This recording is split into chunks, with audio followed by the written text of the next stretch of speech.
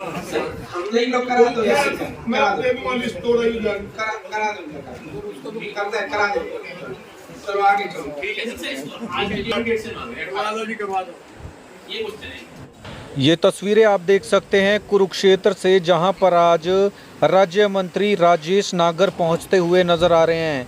ये सीधी तस्वीरें आपको दिखा रहे हैं कुरुक्षेत्र से, जहां पर आज मासिक कष्ट निवारण समिति की जो बैठक है उसमें राजेश नागर जो है वो पहुंचते हुए नज़र आ रहे हैं। ये सीधी तस्वीरें आप देख सकते हैं कुरुक्षेत्र से।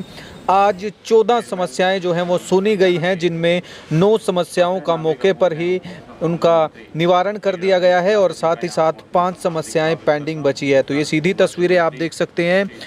11 समस्याएं नई थी और 3 समस्याएं जो हैं वो पुरानी थी, जिसके बाद आज 14 समस्याएं सुनी गई, जिनमें 9 का निवारण किया गया है और 5 समस्याओं को पेंडिंग रखा है। ये सीधी तस्वीरें आप देख पा रहे हैं कुरुक्षेत्र से, जहां पर राज्य मंत्री राजेश नागर कष्ट निवारण समिति की जो मासिक बैठक है उसमें पहुंचते हुए नजर आ रहे हैं। ये सीधी तस्वीरें आप देख सकते हैं। इस वीडियो को, इस खबर को आप साथ के साथ शेयर जरूर कीजिए।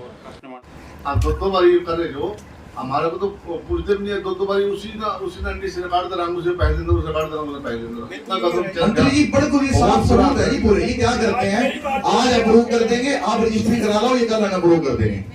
चलो मैं प्रूफ देता हूँ जी करा के, और जो भी सही है उसका करो। ये करा क्या जी, उसी वही आदमी वहीं बैठा, वही सेक्रेटरी वहीं बैठा, उसी पर रिपोर्ट मांग रहे हैं। इसी से जांच करा दे सर जी, जांच तो कर ली जो सस्पेंड है, इनकी तो सेटिस्फाइड है नहीं होती है पे। सर मैं एक हफ्ता पहले जनाब से मिला, मैंने पूरे डॉक्यूमेंट दिए, इसने बोला तेरे कागज बिल्कुल ठीक हैं, और अब ये 10 सेकंड पहले ही कह रहा है। मैं ना सर एक बात कहता हूँ, एक मालिक यूं साहब, एक मिनट, जब ये चेक करो, इनके पास पूरा रिकॉर्ड है ना कि एमई साहब ने हमारे सामने जेएसडब्ल्यू पोर्टल पे हमारा प्लाट कब इंक्रीज करा, वो चेक कर लो। उसके बाद 4 दिन का समय सेक्रेटरी साहब क्यों लेते हैं? इसी को नागर साहब आप इसमें मेरी आप रिक्वेस्ट है, ये सुरेंद्र मलिक सेक्रेटरी था जी, एमई साहब का तो पता नहीं क्या रोल है क्या नहीं, मैं सारे प्रूफ दे रहा हूँ 5 के बाद। आप डीसी मैडम की ड्यूटी लगाओ, अगली मीटिंग तक जांच करके उसको सस्पेंड करो। मूल रूट में जा रखी निराली जी, सारे प्रूफ मैडम को सबमिट कर देंगे। मैडम की लगा दी, मैडम भी जांच करेगी। ठीक है, धन्यवाद सर। मैं करने में सक्षम नहीं हूँ, कृपया ये इसको, मेरा कहना ये है कि देखिए 6 महीने तो उसने पहले, वो तो ये बात है, मैं जो कह रहा हूँ, मेरा कहने का मतलब सिर्फ एक है, नहीं मैं 2 को छोड़ के बाकी मैं करने में सक्षम नहीं। 2 तो क्या मैं कर दूंगा, अच्छा तो कर दूं, बाकी नहीं। हाँ, तो मेरा कहना है कि 6 महीने से लोगों ने देखा है, जो व्यक्ति टेंडर भरता है और लेने के बाद उसको कहता है कि मैं इसमें सक्षम नहीं हूं करने में, मेरी आपसे मांग है कि ऐसे व्यक्ति को ब्लैक लिस्ट करें। उसका टाइम हाँ टाइम नहीं, उसने लिख के दे दिया, देखो ये रहा उसका लेटर, सक्षम ही नहीं हूं मैं। अब उस ऐसे आदमी के खिलाफ कार्रवाई करो और दोबारा शॉर्ट टेंडर करो, शॉर्ट नोटिस पे टेंडर करो ताकि काम करे। या तो ये काम करे, नहीं तो फिर उसको नोटिस देके इसको करो। नहीं इससे जो काम, अब जो आदमी लिख के दे रहा है फिर वो क्या काम करेगा, उसके ऊपर कोर्स डालो। उसका टाइम पीरियड देखो बहुत निकल चुके, 6 महीने कहीं तो 2024 का इसमें इसकी इंक्वायरी कराओ मैडम, ठीक है, आप ही कर लो इंक्वायरी, जब जो कार्य बनती करो उनके खिलाफ। कार्रवाई करो। लोग बड़े सफर करते हैं, और तो मंत्री जी सफाई के टेंडर, मैडम भी रोज मीटिंग में जाती है, उनके टेंडर भी नहीं होते।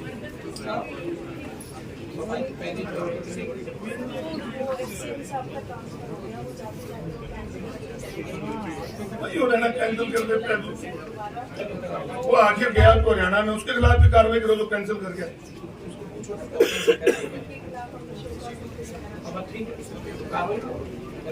लोगों को बहुत दिक्कत होती है। आज 14 मैटर आज थे, जिसमें से 3 पहले के जो पेंडिंग थे वो, और उसमें से 9 को सॉल्व कर दिया गया है और 5 अभी पेंडिंग है। खासतौर पर उन अधिकारियों के लिए क्या कहेंगे जो लोग अधिकारी मीटिंग में करके कई बार नहीं लेते? नहीं, कोई रीज़न की वजह से नहीं आए, ऐसा कोई मैटर आया नहीं है।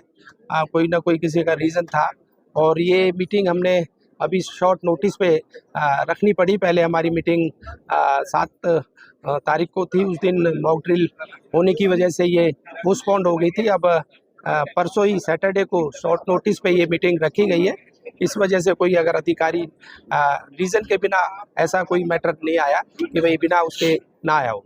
का मामला बड़ा गर्मा है कि इसका मामला उसके लिए मैंने एडीसी को बोल दिया है कि वो जांच करे। अगर कोई इसमें कसूर किसी का कोई पाया जाता है कि कोई गड़बड़ हुई है तो उसके लिए कार्रवाई की जाएगी। गीता प्रश्नों की जो बात थी सर, उसमें कोई आपने डायरेक्शन दी? हाँ, उसमें ये था कि एक जो अनाउंसमेंट की गई थी कि भाई फर्स्ट जो भी आएगा उसका प्राइस 1 लाख होगा, सेकंड को 51,000 और फिर 21,000 और उसके बाद 11,000। तो जो जजेस थे, जो जूरी थी, उन्होंने उसको 1 लाख जो प्राइस था उसको फर्स्ट जो थे उनको 3 लोगों को सेलेक्ट किया कि भाई 3 पहले जो हैं उसको फर्स्ट और सेकंड को भी 3 और थर्ड को भी 3। तो उसका जो प्राइज मनी था वो 3-3 उसमें पार्टिसिपेंट पे बांट दिया गया था। तो उसके लिए कहा गया है कि भाई ये इस तरह से नहीं होना चाहिए और इसको जैसे जो अनाउंसमेंट हुई थी कि भाई फर्स्ट को 1 लाख और सेकंड को 51 और थर्ड को 21, इसी तरह से इसको किया जाए। ठीक है सर, स्वास्थ्य योजना सरकार चलाई गई थी, उससे पुख्ते आईडी कार्ड बांटे गए थे। तो उसमें शुरू में एक बार पोर्टल खोल दिया गया था, जिसको लाभ देगा रजिस्टर बनाने का। उसके बाद पोर्टल खोला नहीं गया, कोई समय आप दी नहीं उसका? नहीं, तो समय पे खुलते हैं पोर्टल, तो खुलते हैं। अगर कोई ऐसा कोई आपका पर्सनल स्पेसिफिक केस है तो बता देना, करवा देंगे। हाँ सर, अगर कोई पूरे हरियाणा में ऐसी बातें यानी पहले गेहूं निकाला गया है, करनाल के कई जगह पे है, कई सेंटर है और लगातार बारिश हो रही है, उन पे तरपाल नहीं डली। ज्यादातर सभी जगह 100% लोडिंग और लिफ्टिंग हो चुकी है। और अगर ऐसा कोई केस है तो बताओ, मेरे पास ऐसा कोई कहीं का भी मैटर आया नहीं। सर, तराबी चले जाइए, निसिंग चले जाइए, हिमदा चले जाइए, मैं करके आऊंगा स्टोरी आते हुए। और कंटिन्यू सिर्फ आगे जो चक्का है उस पर तरपाल है, बीच में लाखों टन कार्रवाई कराएंगे। ठीक है।